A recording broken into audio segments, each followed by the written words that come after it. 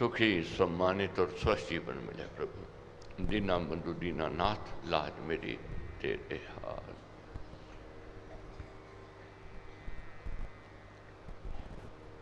वृद्धि आस्तिक भाव की शुभ मंगल संचार, अबुद्ध सत्धर्म का राम नाम विस्तार। नित्य प्रतिदिन ये मालिक से कहना है, परमेश्वर से कहना है कि हे परमेश्वर, वृद्धि होवे आस्तिक भावना की और शुभ का संचार हो। चालीसा का यज्ञ कर रहे हैं, इसमें कोई संदेह नहीं कि ज्ञान यज्ञ है, मगर ज्ञान यज्ञ के साथ साथ भजन कीर्तन भी है और भक्ति आराधना भी है। कोरा ज्ञान सफलता की ओर नहीं ले जा सकता है। ज्ञान के साथ भक्ति अति आवश्यक है, आस्तिक भावना का होना अति आवश्यक है। इस भाव को दिखाना है। जब तक आस्तिक भावना नहीं बढ़ेगी तब तक मंजिल नहीं है मिलेगी, ये भक्ति से बढ़ेगी। तो महाराज कहते हैं कि मैं अपने अनुभव की बात आपको कहता हूँ कि भक्ति के बिना संसार नहीं तरा जा सकता है। भक्ति को बढ़ाना है। मैं भी चाहता हूँ कि भक्ति भाव बढ़े, आंतरिक भाव जगे और साधक का मार्ग सुलभ हो जाए। काक विशुंडी कहते हैं कि हे गरुड़, तुम मुझसे सुन कि वह जो भक्ति को छोड़कर दूसरे उपायों को से ज्ञान प्राप्त करना चाहते हैं, वह नर बड़े सिंधु को बिना नाव या जहाज के पैरों से पार करने की चेष्टा करते हैं। क्या कहते हैं प्रभु? जो भक्ति के बिना ये संसार को तरना चाहते हैं बिना नाव के, मुश्किल है, कठिन है। ये संसार तरा नहीं जा सकता है। यदि निर्विघ्न ये पथ निभ जावे, ये ज्ञान यज्ञ जो है तलवार की धारा के ही है। ज्ञान यज्ञ को ज्ञान तलवार की धारा के ही है, और ये निर्विघ्न निभ जावे तो ओहो भाग्य है। अड़चने आवेंगी, रुकावटें आवेंगी, मुश्किलें आवेंगी। तो मालिक से सदा यही मांगो कि परमेश्वर व्रतियों के व्रत पूर्ण हो। यज्ञ में आ रहे हैं, भक्ति भाव बढ़े और ज्ञान का प्रकाश हो। संत लोग कहते हैं कि केवल ज्ञान से मुक्ति बड़ी कठिन है। संत लोग क्या कहते हैं, महापुरुष क्या कहते हैं? केवल ज्ञान से मुक्ति नहीं हो सकती है।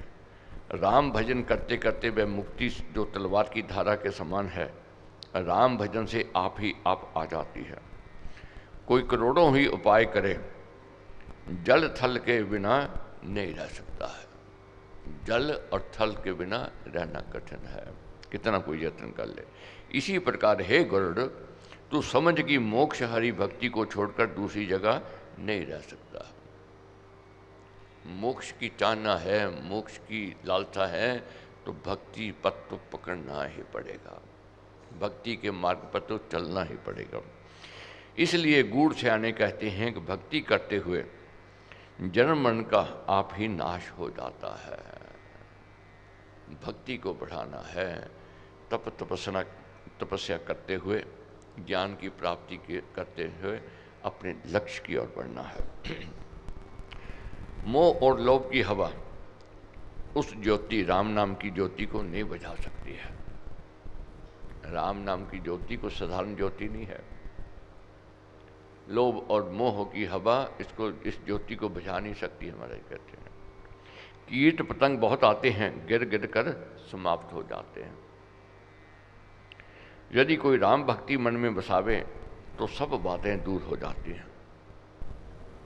राम भक्ति अगर आ गई, बातें, अड़चने, रुकावटें दूर होनी आरंभ हो जाएंगी। भक्ति आनी चाहिए, भक्ति की ओर बढ़ना है हमने। जिनके हृदय में मनीषा निवास करती है, विष उनके समीप अमृत बन जाता है। जहाँ भक्ति आ गई, जहाँ नाम की जोत जग गई, वहाँ विष भी अमृत हो जाएगा। कितनी बातें, कितनी अड़चने आवेंगी, वह रखने वाला राखा, वह परमेश्वर रख लेता है अपने भक्तों। तो राम भक्ति चिंतामणि बिना कोई मनुष्य सुख नहीं पा सकता है। सुख की चाहना है तो भक्ति में आना ही पड़ेगा। तीन लोक का समझिए सार, राम नाम सब ही सुख का। परमेश्वर विमुख होकर कोई कहे मैं सुखी हो जाऊं, नहीं हो सकता। इसलिए शरण में आना ही पड़ेगा अगर सुख की चाहना है। हम सुख की चाहना लेकर के आए हैं। तो महाराज क्या कहते हैं, ये चिंतामणि है, राम भक्ति का चिंतामणि रतन जिनके मन में बसे, दुख का लवलेश उनको नहीं होता है। पर लोग तो शुद्धता ही है, उसका कल्याण इस लोक में भी हो जाता है। ब्रह्म, शुक्र, नारद, जो भी मुनि ब्रह्म के ज्ञाता हैं, उन सब ने यह वर्णन किया है। सब कहते हैं कि राम भक्ति के बिना कल्याण नहीं हो सकता है। राम भक्ति के बिना कल्याण नहीं हो सकता है। अब मन के रोग क्या है, महाराज कहते हैं मन के रोग जो हैं दुख की ओर ले जाते हैं, ये अशांति पैदा करते हैं। चिंता है और शोक है, ये सब मानस रोग शरीर को दुर्लभ करने वाले हैं। मन के रोगों से बचना है। मन के रोग भक्ति से दूर होते हैं। भक्ति बढ़ेगी, मनोबल बढ़ेगा। भक्ति बढ़ेगी, आस बढ़ेगी। भक्ति बढ़ेगी, विश्वास बढ़ेगा। भक्ति बढ़ेगी, भरोसा बढ़ेगा। तो इसलिए महाराज ने जहाँ तक कह दिया है कि कछुए की पीठ पर भले ही बाल उगामें, कोई आश्चर्य की बात नहीं है। तो जहाँ तक महाराज ने कह दिया है खरगोश के सिंग नहीं होते आ जाए तब भी कोई आश्चर्य नहीं है। मगर कोई कहे परमेश्वर विमुख करके मैं सुखी हो जाऊं, नहीं हो सकता है, असंभव है। तो सुख की चाहना है तो परमेश्वर की शरण में जाना ही पड़ेगा। भले ही तीर्थों पर लोग पाप धोने को दौड़ते हैं, कई लोग कठोर व्रत नाना प्रकार के दम रचते हैं। माने कहते हैं लोग जाते हैं तीर्थों में, इधर उधर भटकते हैं और कई प्रकार के कठोर व्रत भी करते हैं लोग।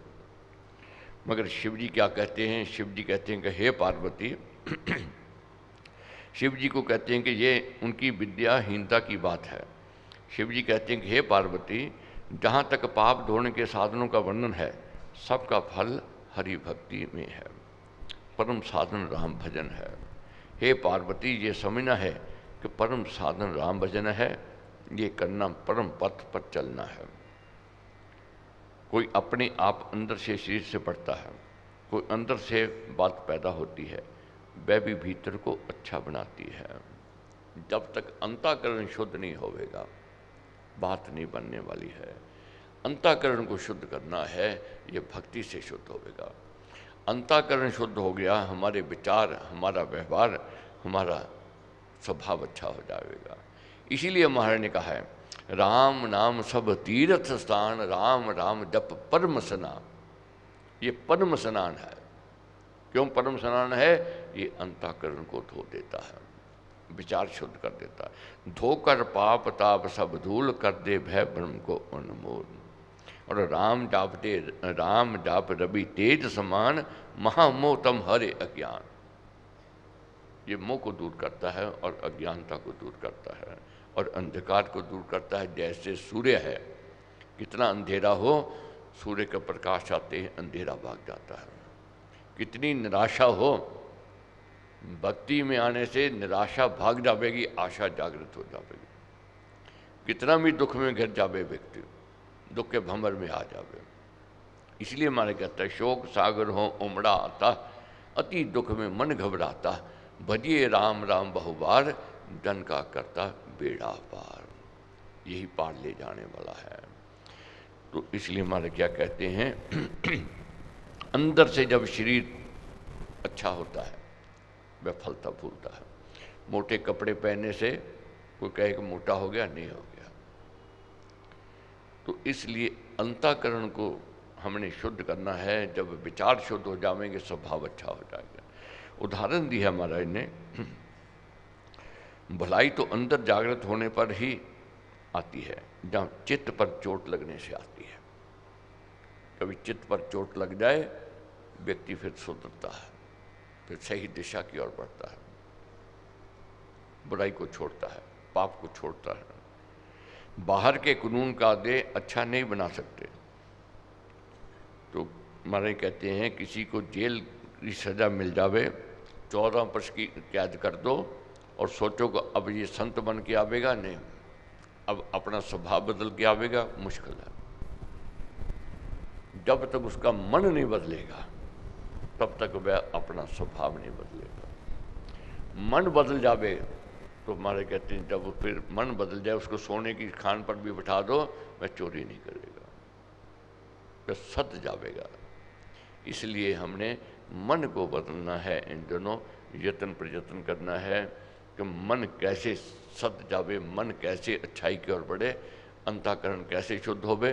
तो महाराज ने यही कहा है कि राम राम नाम जप पाठ से हो अमृत संचार, और राम धाम में प्रीति हो सुगुण गण का विस्तार।